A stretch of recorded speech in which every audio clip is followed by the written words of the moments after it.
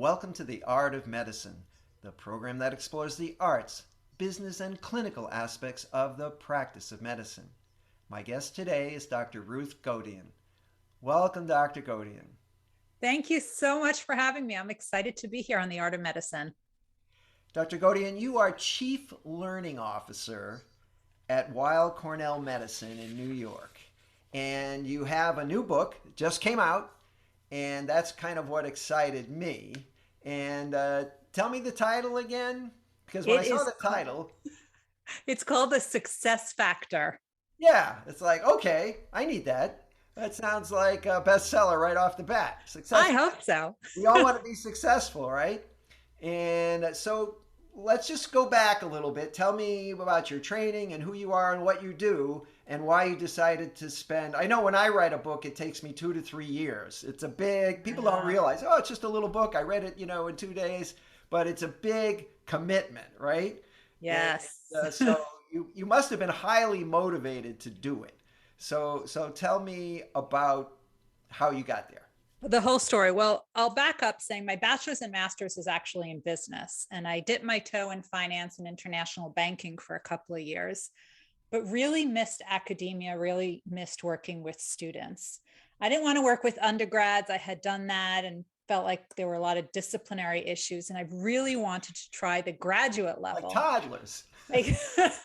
And I said, who has the most to lose? And then I realized MD, PhD students have the most to lose. So I am going to run that program. So that's what I did for 22 years was I ran an MD, PhD program at Weill Cornell, Rockefeller, and Sloan Kettering. Really did everything cradle to grave: recruitment, admission, student affairs, budgets, operations, fundraising, marketing, alumni affairs, wow, social media, you name it, I did it. Everything except for financial aid, because we pay them, right? Their MD and their PhD is covered through that grant that we need to write, through that NIH grant. But I started seeing, as I was with these students who are the best of the best, the program had a 3.5% acceptance rate. You have a better chance of getting into Stanford than you do into this program. So for 100 applicants, you take three. That's right. 3.5 applicants. Yep, exactly. Yeah. And so the chances are slim. And I realized even amongst this elite group, there were those who were rising to the top. But what was happening was that all of the national attention, all of the conferences we were going to, the NIH developed workforce studies to look at this task forces, why so many physician scientists were leaving the pipeline. And I was convinced that we were looking at the wrong end of the pipeline. I thought we should be looking at those who are so successful that their work more than makes up for anybody who wants to leave the profession. So at the age of 43, while working full-time and raising my family, I decided, let's go back to school and get a doctorate and study it. And my doctorate was literally on optimizing success of physician scientists. And since then, I've included astronauts and Olympic champions and CEOs and all other great high achievers. Right, high achievers. So there are people who seem to rise above the rest. Yes. And we'll just cut to the chase here. Is there anything special, or do they just work harder? No, they work smarter, that's for sure. But they definitely do things differently, because you could be very smart and very talented and still not rise to the top. We know plenty of people like that. We all do. But all of these extreme high achievers, and it didn't matter if you were a Nobel Prize winning scientist or if you were a gold medal Olympic figure skater. It was the same thing with all of these people, with all of these high achievers. They found something, first of all, they all did 4 things in common, but they found something that they love doing, and they cannot see themselves doing anything else. This is literally what they were put on this earth to do. And every time I asked them, this is what kept coming up over and over again. I have this fire in my belly. I would do it for free if I could. And it's so interesting because when I ran the MD PhD program, and remember, it's a 7 to 8 year marathon to get those 2 degrees, every so often somebody would want to leave. And I would literally pull out their admission essay, their AMCAS admission essay that said, why do you want to be a doctor? Why do you want to be a physician scientist? Just to remind them of their why. Mm. And that why, because, I mean, you've probably read thousands of these essays before. It's something that happened to someone that inspired them to go into this profession. Sometimes people just needed reminders of what those things were. So they tapped into their intrinsic motivation. And that is the first spark. The second one is, as you said, did they outwork everyone? Well, yes and no. They outworked everyone, but they worked much smarter than everyone else because they actually realized that their downtime was just as important as their work time. And they leverage the work time. So if they know that they're more focused in the early hours, they're not having meetings during those early hours. They controlled their schedule as much as they could, and they said no more than they said yes. So for example, Dr. Bob Lefkowitz, who's the 2012 Nobel Prize winner in chemistry, he turned down dean roles, he turned down department chair roles. He was focused on his science. That's all he wanted to do. So it's learning how to say no as much as being strategic about what you say yes to. And then the third thing is that they have a very strong foundation, which they are constantly reinforcing. What they did early in their careers, they did later in their careers. So for example, every year when the Nobel Prize announcements come out in October, which is when I wake up at 4:00 in the morning because I want to watch those live, I'm so excited. You see, there's always pictures on Twitter of here's someone who just got the Nobel Prize, but they still have to submit their grant because it's due today, or they're still lecturing because they're supposed to teach a class today and they are not giving that up. Same things they did early in their career, they did later in their career. And that doesn't matter if you're a Nobel Prize winning scientist or someone like Neil Katyal, who argued 45 cases before the Supreme Court. They have the same things that they do all the time. And last but not least, they are constantly learning, and they're learning through informal means. So it could be that they're going to conferences, they're reading books or reading articles or talking to other people, because high achievers surround themselves with a team of mentors who can always support them and guide them and give them perspective. So those are the 4 things.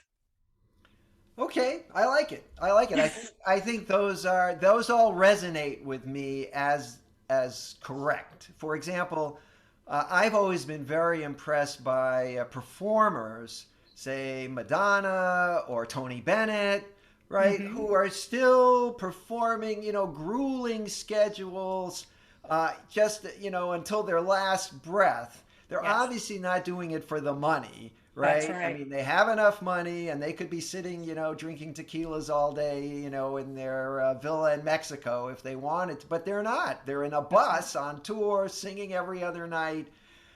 You can see that is within them, right? That was and I liked your comment that he would do it even if you could do it, even if they weren't paying me, right? That's right. I tell everyone the astronauts are government workers. They're not making so much money, but this is what they have to do. They feel that they must do it. And something that Dr. Tony Fauci told me, he said, I asked him, I said, how do you pick which projects to work on? And he said to me, and my mentor told me the same thing, actually. He said, Tony Fauci said, do something important, not just interesting. Because if it's important, it will have an impact. If it's interesting, it's just a hobby to you. Mm-hmm. And you went into whatever field you went into in order to have an impact on other people. So what's the way that you can have an impact? Good stuff, right? Right. It's different for each. So, I think a lot of people have trouble, though, discovering what their passion, talent is. Yes, correct. That's true? That's absolutely correct. As children, we had uniforms for every possible sport, event, right? Whatever it is, karate, baseball, ballet, gymnastics, whatever it is, you had multiple uniforms.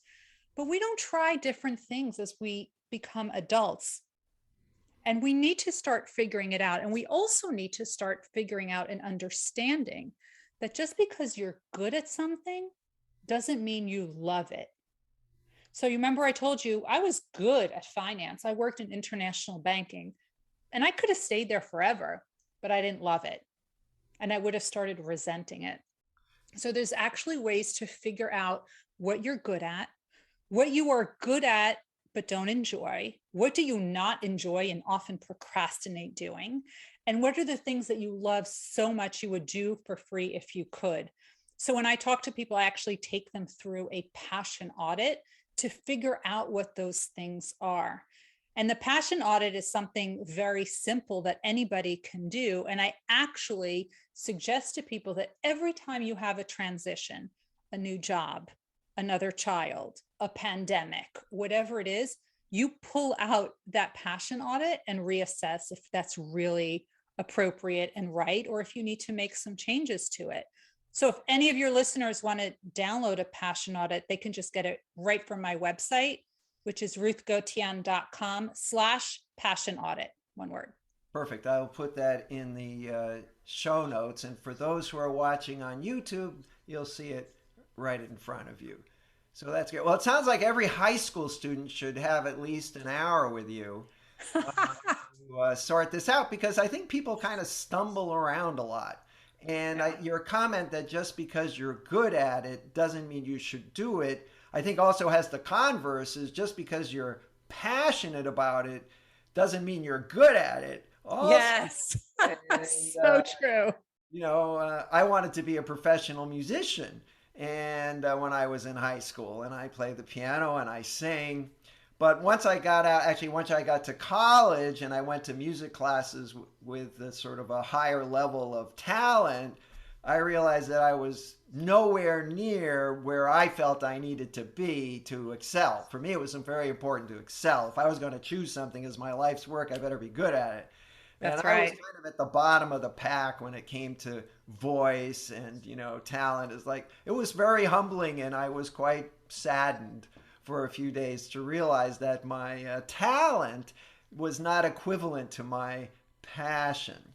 So, well, you know what? But that's interesting, because that reminds me of one of the stories in the Success Factor of Joe Jacoby. Joe Jacoby won the gold medal in canoe kayak at the Olympics in Barcelona. And he picked up on the sport when he was a 10 or 12-year-old at summer camp. And he lived in DC, so he was able to kayak there. And he quickly became world champion level. And he would train with the other world champions. But he said on that same river, you can't shut down a river. That same river, there was some other guy who was, he said, likely in his 40s, just training just to stay in shape. And he loved it. But for him, it was a hobby. But what he did very intelligently was that he was training right next to the world champions. So that made him much better. Because when you surround yourself with people who are better than you, that raises the bar of what is expected and what is good. If you're going to the Olympic Village gym, you're not going to walk in with a box of donuts. You're just not going to do it, because everyone there is super focused and every second counts and the bar is raised so high. That's why you surround yourself with people who are better than you, who can always teach you something. And that's the story of Joe Jacoby. So for, say, physicians in practice, they're all already kind of made big decisions. I'm going to be a neurologist or a gastroenterologist. And, yes. Sometimes after 5 or 10 or 15 years, you're not so sure that it's so, your passion may not still be as passionate as you were when you started. You might have some doubts. How do you sort all that out? So that's an interesting question. I think this is where the team of mentors is really helpful. They remind you why you get into there. Sometimes you're so deep inside the jar that you can't even read the label. So you need people who are surrounding yourself. So even if you're a neurologist, and the type of work you were doing as a neurologist just may not excite you anymore, they can first of all tell you what other options are there for you to consider. Maybe you've been seeing patients and you want to do more administrative work, or you want to start doing clinical trials, or you want to start teaching the medical students, or you want to start mentoring. I mean, there's no shortage of things. Medicine is its own institution. There's so many things that you can do. And what's so great is for people who are working in healthcare, they have the opportunity to meet people who are doing all these other things. And all it takes is one conversation to ask, how did you get here? How did you know that this was the path that you wanted to try? And having that conversation might spark something in you to start thinking about, I wonder if I can try that. Now, as someone who's written a few books, I was very interested at the other people that you interviewed. You know, a lot of pretty Mm-hmm. famous people. So how do you get in touch with them and say, "Hey, I want to sit down with you for an hour"? And do you just do it over the phone? Do you drive up to their house? Do you bring a tape recorder? You know, I'm interested in actually the granular way to do that. How do you? Yes. There are a lot of really famous people in the book, a lot of household names, as well as some people that you've never heard of that have done incredible things. Because of my work with the MD PhD program, because I was working at these really prestigious institutions, I had access to a lot of Nobel Prize winners. And then once people know, like, and trust you, when you say, I really would like to interview more, could you recommend any to me? They would make those warm introductions. So 95% of those who I interviewed were through warm introductions. Now, pre-pandemic, pre-Zoom, if I could do it in person, I did it in person if they were local. Otherwise, it was by phone with this special attachment to record it. It was a whole thing. Afterwards, there were obviously, as technology advanced, there were different kinds of interviews that we could do, including some on Zoom. Astronauts, I met one astronaut at a conference, 700 people there. He was on a panel. At the end of the panel, I went right up to him, found a common denominator that we can talk about, and he introduced me to a few other astronaut friends. And what was very interesting was I was asked to present my research somewhere, and there happened to be an astronaut in the audience. And at the end, he said, well, I'm an astronaut. Why don't you interview me? So that got me to a few others. And then with the Olympians, I met one, and he introduced me to others. So all you need is one. And once you get that, and then when people start hearing that this is what you're doing, I think they want to introduce you to people who they know. So all of a sudden, people were introducing me to more people than I could even interview. So maybe that'll be volume 2. Ah, perfect, perfect. And I'll just mention for the listeners that I have it. I think there are at least 2 of these programs now on space medicine.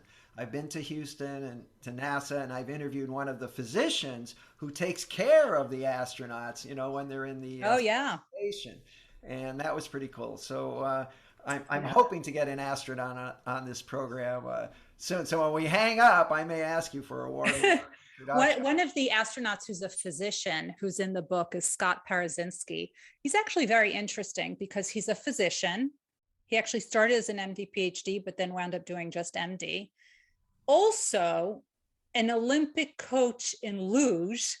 While he was in medical student at Stanford, he was trying out to be an Olympian in luge, but then he got close, but didn't make it, and then became a coach for someone in the Philippines. And he climbed Mount Everest. There So you go. Physician, just a astronaut. regular guy. I told you I interviewed extreme high achievers. So they are probably pretty high on the talent scale. Just, right out of the gate. Their genetics is such. I mean, not everybody can climb out Mount Everest. Well, yes and no. So one of the other people who I interviewed, he's not an Olympic champion, but I thought the story was so unique that I had to include it. And that's Devin Harris. Devin Harris was a member of the original Jamaican bobsledding team. So if you ever saw the movie Cool Runnings, That was about the story of the Jamaican bobsledding team. They never got a medal. They were never contenders for the medal. Just getting to the Olympics was the win for them. And I thought what it took to get to that point, there were so many important stories there. It's more than talent. You need so much more than talent. It's what you do with it and who you surround yourself with and how you cultivate it and how you learn to make things better so you can be better, smarter, faster, more efficient, more effective. That's what's really so important. Raw talent is great, but it's not enough. The word perseverance comes to mind. I Yes. suspect that's a quality they all share. What about defining success? Do, Ah, do they do they define it for themselves? Or, like you want to be a doctor, your mother wanted you to be a doctor and your uncle wanted you to be a doctor, so oh, maybe I'll be a doctor. yeah. How does that work? It's very interesting. So, I'm the kind of person, I straddle two worlds. I'm an academic, but I also write for lay journals for Forbes and Psych Today. But one of the academic writings was about defining success, especially for physician scientists. So, um, what I quickly realized when I did the research was that success, the definition of success, it really depends on who you ask. And it differs, and this is a whole other 1 hour discussion, but it differs based on gender and based on rank. That's a whole other discussion. There's an article, anyone who's interested can go in PubMed and can find it.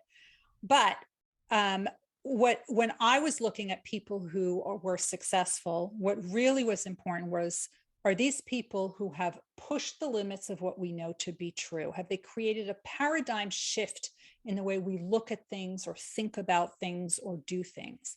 And also, do they pay it forward?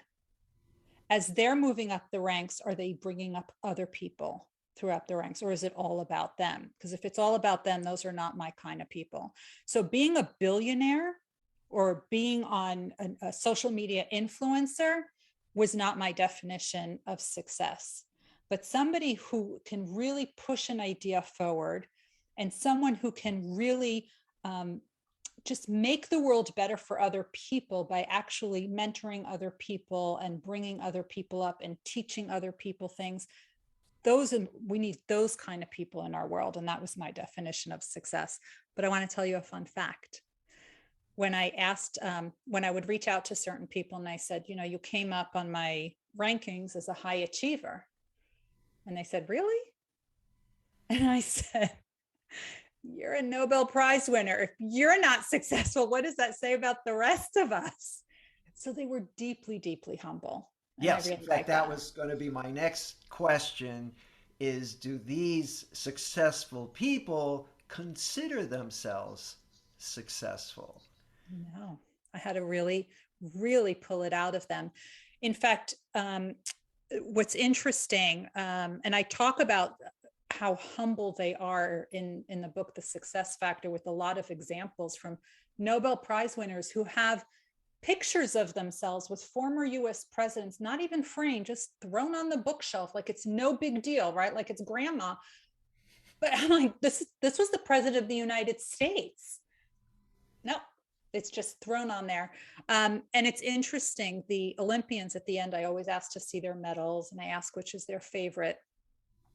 Only two of them had it on display. Everyone else, it's in a box under the bed, it's in a safe. A few of them had it in a brown paper bag. Apollo Ono, most decorated Winter Olympian, had it in a brown paper bag in the sock drawer. Another one had it in a brown paper bag in the nightstand. I said, why? I would be sleeping with it. They said, you don't understand. This is a chapter in my life. It's not my entire story. And that's why they didn't crumble, because it was never about the medal. It was never about that. And that's why there's not a single Nobel Prize winning scientist who quit doing science just because they won the Nobel. That's why they keep going.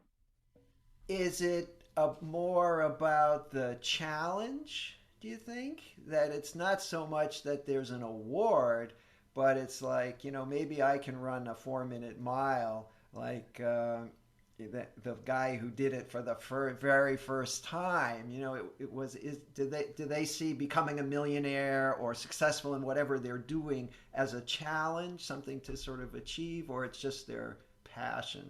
It's going back to their passion. So if they are looking for a treatment, for a prevention, they likely will never get there in their lifetime, but they are very much aware that what they do can be built upon by others. And anything they achieve will really get everyone one step closer. And that's what they're trying to do. So it matters. It very much matters. It matters. I like that. Well, Dr. Gotian, thank you. I think that's a great place to end. If people are interested in purchasing your book or getting a hold of you, where should they go? My website is ruthgotian.com. They can find out everything there. And the book is available wherever you buy books. And if you want to list all over the world, just go to ruthgotian.com/book. Perfect. Well, I want to thank you very much for this discussion. It sounded great to me. I've got some tips. I still have some time to be successful, so I'm going to work on it. And thank you for being on The Art of Medicine. Thank you.